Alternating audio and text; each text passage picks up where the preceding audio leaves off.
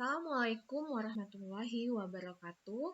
Ini adalah pertemuan kita yang ke-6 untuk sejarah arsitektur Nusantara. Materi kali ini adalah tentang arsitektur kolonial Belanda.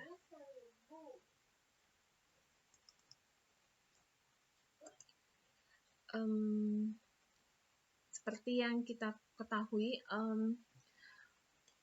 perkembangan arsitektur kolonial Belanda itu arsitektur kolonial, tapi sangat identik sama Belanda, karena kita memang dijajah Belanda lebih lama dibandingkan dengan bangsa kolonial yang lain. Saat sekarang ini sebenarnya yang terjadi fenomenanya adalah arsitektur kolonial ini menjadi kurang mendapat perhatian, karena kita menganggap bangunan-bangunan lama peninggalan kolonial itu ya nggak penting, ngapain dipertahankan. Contoh yang paling jelas ya di Bengkulu ini sudah hampir habis bangunan-bangunan kolonial peninggalan Belanda. Kemudian selain itu, fenomena yang terjadi itu adalah miskinnya publikasi tentang arsitektur kolonial yang diterbitkan. Padahal arsitektur kolonial di Indonesia diakui oleh banyak arsitek internasional seperti H.P. Berlat, Jan Pienaar.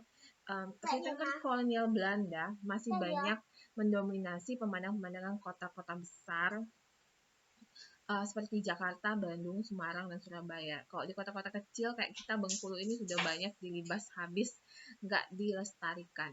Tapi kalau kayak kota tua Jakarta, itu peninggalan arsitektur kolonial yang ada di sana. Dan sekarang sudah jadi salah satu objek wisata di Jakarta.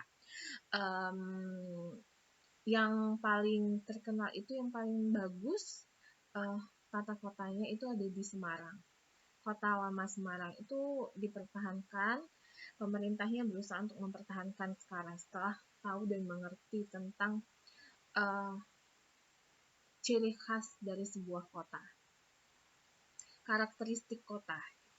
Kemudian di Bandung dan Surabaya. Kalau Bandung dan Surabaya nggak seberapa kental, tapi yang paling kental itu Jakarta dan Semarang, yang kota-kota lamanya itu sangat terkenal.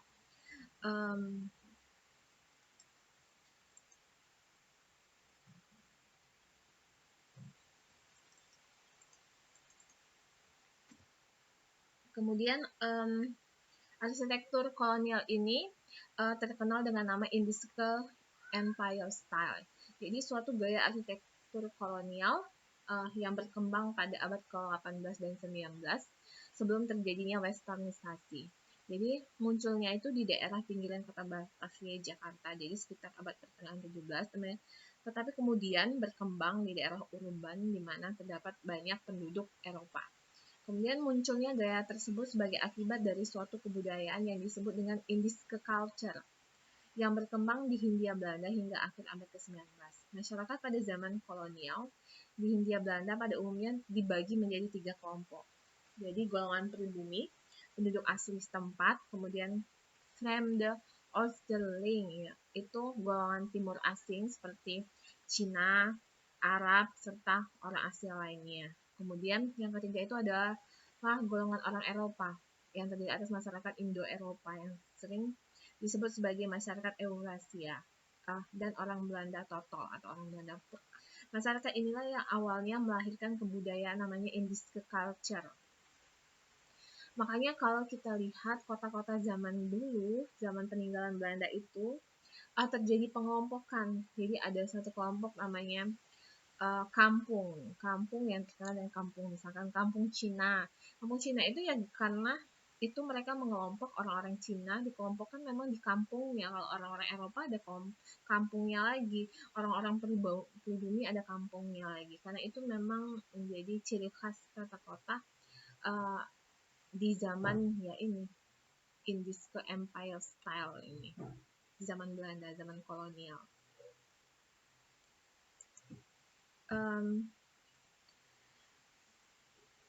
Indiske ini, arsitektur Indiske ini merupakan perpaduan antara budaya Barat dan budaya Timur, tetapi menyesuaikan, membangun membangun budaya barat, tetapi tanggap terhadap iklim lokal, iklimnya Indonesia. Pada dasarnya lahir arsitektur ini merupakan hasil dari pencarian bentuk arsitektur yang responsif terhadap kondisi iklim dan geografis tempat yang membawa pada seni baru. Jadi orang-orang luar, orang Belanda dulu tuh mereka tuh masih kepengen merasakan kota mereka, merasakan suasana di Belanda. Makanya membawa arsitekturnya mereka ke Indonesia. Tetapi mereka tidak serta-merta memindahkan arsitekturnya mereka, tetapi arsitektur itu disesuaikan dengan iklim yang ada di Indonesia, karena beda. Barat itu kan ada musim dinginnya, sedangkan di Indonesia musim saljunya Indonesia kan nggak ada, jadi makanya kita iklimnya tropis. Jadi mereka membangunnya adalah dengan menyesuaikan dengan iklim lokal. Jadi seperti apa sih ciri-ciri gaya arsitektur Indiske style ini? Ciri-cirinya yang pertama, bangunan umumnya itu simetris seperti ini. Simetris. Kemudian ada ritme vertikal dan horizontal yang relatif sangat kuat. Misalnya dilihat dari kolom-kolomnya, ada ritme vertikal yang ada horizontal. Kemudian konstruksinya disesuaikan dengan iklim tropis, makanya gaya stylenya tetap arsitektur Eropa, tapi disesuaikan dengan keadaan iklim kita, yaitu iklim tropis. Yang pertama itu adalah dalam hal pengaturan ruang, segi pengaturan ruang. Kemudian pengaturan sirkulasi udaranya, bagaimana memasukkan cahaya sinar matahari ke dalam bangunan. Kemudian perlindungan terhadap curah hujan.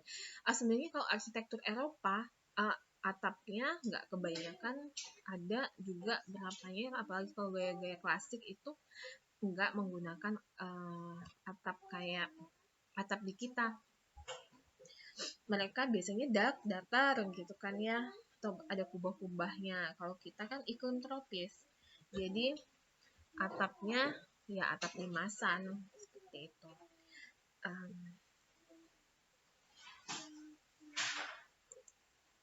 Kemudian arsitektur Indiske Empire Style ini punya ciri khas juga, punya kebun.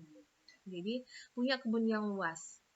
Sangat berbeda dengan rumah-rumah di daerah Belanda yang kebanyakan menghadap sungai, jarak antara satu rumah dan rumah lainnya tidak ada, dan pada umumnya tidak mempunyai halaman sendiri. Nah, kalau di sini mereka lebih banyak, mereka suka kebun-kebun yang luas. Jadi karena tanah dulu kan beda ya dengan kondisi sekarang, tanahnya masih luas, jadi bisa untuk bikin taman-taman yang luas. Tapi kalau di Belanda itu mungkin orang Belanda itu udah padat, kan beda peradabannya, Eropa udah lebih maju, jadi lebih padat. Kemudian mereka juga kebanyakan menghadap ke sungai, jarak antara rumahnya ke rumahnya itu hampir tidak ada, dan tidak punya halaman sendiri.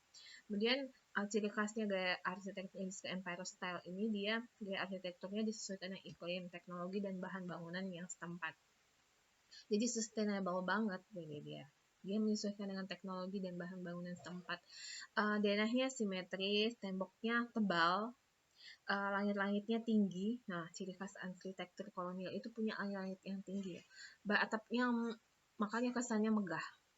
Lantainya biasanya dari marmer. Kemudian di tengah ruangan terdapat central room yang besar berhubungan langsung dengan beranda depan dan beranda belakang. Dia pasti punya beranda depan dan belakang. Kemudian beranda belakang tersebut terbuka tanpa tembok dan biasanya sangat luas. Kemudian di ujung dari beranda biasanya terdapat kolom Yunani seperti Doric, ikonik, kemudian berfungsi sebagai pendukung atap yang menjulang ke atas.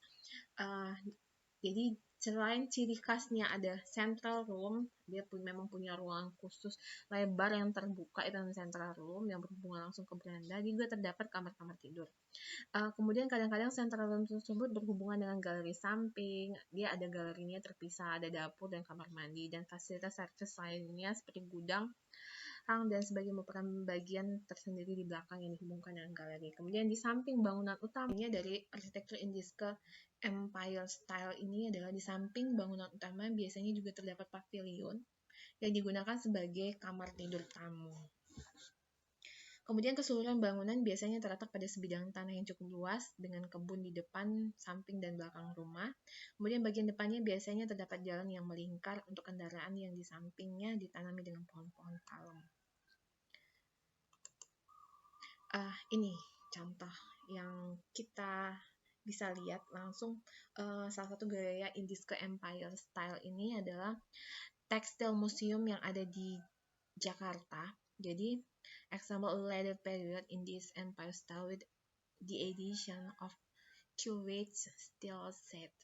Jadi, dia punya taman yang luas, ada kolom-kolom ikonik sama doriknya, kemudian bentuknya simetris denahnya, terus ada jalan masuk sini, ini jalan untuk masuk dan parkir. Ini jalan dulu, jalan masuk dan parkir, dan dia punya ciri khas ya ini yang luas, punya taman yang luas, kemudian punya taman belakang dan depan yang luas. Kemudian ini menyesuaikan dengan iklim kita, iklim tropis lembab yang menyukai adanya cross ventilation yang baik seperti pendopo pada bangunan tradisional Jawa, meskipun fungsi dan penggunaannya berbeda. Ada kolam, ada pergola, ada patung, ada air mancur. Nih, biasanya di sini ada air mancur, pagar-pagar, kemudian pohon yang dipangkas secara geometris. Nah, pohonnya itu dipangkas secara geometris, dan menara lonceng itu menjadi ciri khas dari arsitektur Indische Empire ini. Ini dia punya kolam. Istana Bogor. Jadi itu ciri khasnya arsitektur Indische. Ini arsitektur Belanda, Indische Empire. Dan sekarang menjadi perdebatan karena ada desain gedung wali kota kita yang ingin ikut-ikutan juga dengan gaya arsitektur yang bukan arsitekturnya kita. Padahal ketika orang Eropa membawa arsitekturnya mereka menyesuaikan dengan iklim kita, iklim tropis. Kolom-kolom ikoniknya, dan dia sangat bentuknya sangat kental dengan yang namanya vertikal dan horizontal.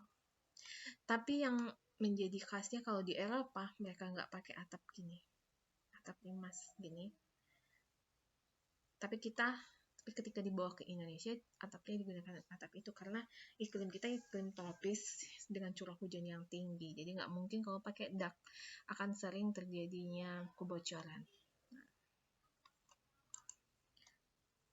Ini Istana Negara, Istana Merdeka, typical resident building in early Indische Empire style. Khas banget ya. Yang seperti ini ingin dibangun lagi, padahal itu arsitektur kolonial yang zaman dulu. Arsitekturnya Eropa, orang-orang Eropa, karena mereka ingin merasakan iklimnya Eropa yang tempat tinggalnya mereka ya masih terasa di negeri jajahannya. Tapi kalau kita orang Indonesia kan kita tidak terbiasa dengan iklim Eropa yang bangun seperti itu. Kita terbiasa ya bangunan atap perisai, limas, gitu-gitu. Dengan bangunan tradisional, ada pendopo kalau di Jawa. Kalau kita arsitektur panggung, ada rumah panggungnya dari kayu yang sangat eligible sama gempa, ya. Jadi sesuai, kalau arsitektur seperti ini yang kita bangun, yang ada kalau gempa, ambruk sudah. Beda dengan Jepang. Jepang itu masih tetap membawa kekhasan, karakteristik arsitektur mereka, bangunannya Jepang. Makanya bangunan Jepang meskipun dikemas dalam bentuk yang modern, tapi tetap bisa tahan gempa. Ini Museum Seni Rupa dan Keramik di Jakarta. Ini juga salah satu bentuk arsitektur Indische Empire Style. Ini dia punya Central Room. Ini ruangan yang luas yang berhubungan langsung sama taman. Itu menyebabkan di dalam ruangan sini masih terasa sejuk orang, kayak pendopo di arsitektur tradisional Jawa ya. Ini salah satu atap limas dari rumah Dinas Direktur SDM PTPN 2 yang dibangun pada tahun 1939. Khas karakter rumah Belanda memiliki beberapa bagian penutup atap berbentuk limas. Meski sudah berusia 77 tahun, dengan ciri khas rumah Belanda yang didominasi warnanya senada masih tetap elegan dan kokoh. Ini loh salah satu karakteristik ini dormer, punya dormer. Ini karakteristik arsitektur Belanda, arsitektur kolonial, ada dormer sebagai balkon. Biasanya ada balkonnya juga di sini. Kalau ini bukan arsitekturnya kita, ini arsitektur yang dibawa dari negeri Belanda ya, arsitektur kolonial. Terus ada gavel. Ini bentukannya seperti ini, gavel. Ini bentuk seperti ini ada di Bengkulu, tapi rumahnya sudah dihancurkan. Bodoh banget orang Bengkulu. Padahal itu kan peninggalan yang membuat kota kita menjadi punya karakteristik. Dan bangunan-bangunan ini jadi memori ya, merekam memori ya, ingatan orang tentang masa lalu. Kalau di dulu itu bangunannya seperti ini, sebenarnya harusnya jangan dihilangkan, karena kota itu ya dia saksi sejarah perjalanan sebuah kota. Jadi dari awal dulu sampai sekarang, kalau peninggalan itu masih ada, orang kan bisa jadi tetap bisa merasakannya. Ini elemen-elemen bangunan bercorak Belanda. Yang banyak digunakan dalam arsitektur kolonial Hindia Belanda. Jadi dia punya gavel, kemudian ada towernya, ada menaranya, ada dormer tadi seperti yang bilang. Ini gavel, ada dormer, kemudian ada windvisor atau penunjuk anginnya, ada knock. Biasanya di setiap ujung sini nih ada ini ujungnya, di sini ada knock. Acroterian, hiasan puncak atap. Kemudian ada gavel topen, hiasan ke puncak atap depan. Kemudian ada ragam hias pada tubuh bangunannya, ada balustradnya. Kemudian ada arsitektur transisi di Nusantara. Ini terjadi pada akhir abad ke-19 dan awal abad ke-20. Transisi ini biasanya berlangsung sangat singkat, sehingga sering terlupakan dalam catatan sejarah arsitektur. Meskipun demikian, bentuk arsitektur transisi yang berlangsung cukup singkat tersebut sangat menarik untuk dipelajari, karena arsitektur transisi pada hakikatnya merupakan bagian yang tak terpisahkan dari sejarah perkembangan arsitektur secara keseluruhan. Pada umumnya, arsitektur transisi hampir mirip dengan arsitektur Indische Empire Style tadi, akan tetapi yang berbeda adalah tidak tampak kolom dan pilar gaya Yunani dan Romawi lagi, dan menjadi objek studi adalah arsitektur yang kompleks militer Belanda di Jawa. Bentuk arsitektur ini sering lepas dari perhatian kita ya. Hal ini disebabkan karena dua hal. Yang pertama, minimnya dokumentasi. Yang kedua, dikarenakan waktunya sangat singkat, yaitu antara 20-30 tahun. Cuma 10 tahun aja arsitektur transisi tersebut. Contoh studi kasus bangunan perumahan perwira pada komplek militer di Jawa. Dipakainya bangunan komplek militer di Jawa ini dengan alasan karena perumahan militer dibangun pada waktu yang bersamaan dengan perkembangan arsitektur peralihan. Jenis bangunan pada komplek militer ini biasanya merupakan bangunan prototipe yang didirikan pada hampir seluruh kompleks stansi militer besar seperti di Cimahi, Bandung, Malang, dan yang lainnya. Jadi arsitekturnya sama, di Bandung ada, di Malang ada, itu sama penggunaannya untuk kompleks militer. Kemudian bangunan tersebut sekarang masih bisa kita jumpai dalam keadaan yang relatif utuh. Ini adalah hierarki perkembangan arsitektur kolonial Belanda di Jawa dari abad ke-17 hingga abad ke-20 sampai ke arsitektur transisi, arsitektur peralihan ini tadi. Jadi awalnya itu pada abad ke-17, jadi awal arsitektur kolonial Belanda pada abad ke-17 di Jawa tanpa menyesuaikan dengan iklim setempat awalnya. Kemudian karena mereka merasa mungkin orang Belanda merasa nggak cocok ya bangunan itu, mereka merasakan panas. Karena kalau di Barat cocok karena ada iklim dingin, tapi kalau kita kan panas. Arsitektur yang berkembang di Eropa Barat pada abad ke-17 sudah mulai mengalami penyesuaian terhadap iklim setempat, di mana arsitektur rumah-rumah tradisional di Jawa yang sudah beradaptasi dengan iklim setempat mengikuti bentuk-bentuk arsitektur rumah tradisional yang ada di Jawa. Kemudian arsitektur gaya Empire Style yang populer di Prancis pada akhir abad ke-17 dan awal abad ke-18. Arsitektur kolonial gaya Indische Empire Style ini diperkenalkan oleh Daendels. Jadi yang memperkenalkan ke Indonesia ini adalah Daendels, salah satu gubernur Belanda ya, Daendels itu. Kemudian arsitektur modern yang berkembang di era pada awal abad ke-20, dan di sini adalah arsitektur transisi tadi. Arsitektur modern yang sudah disesuaikan dengan iklim, teknologi, dan bahan setempat.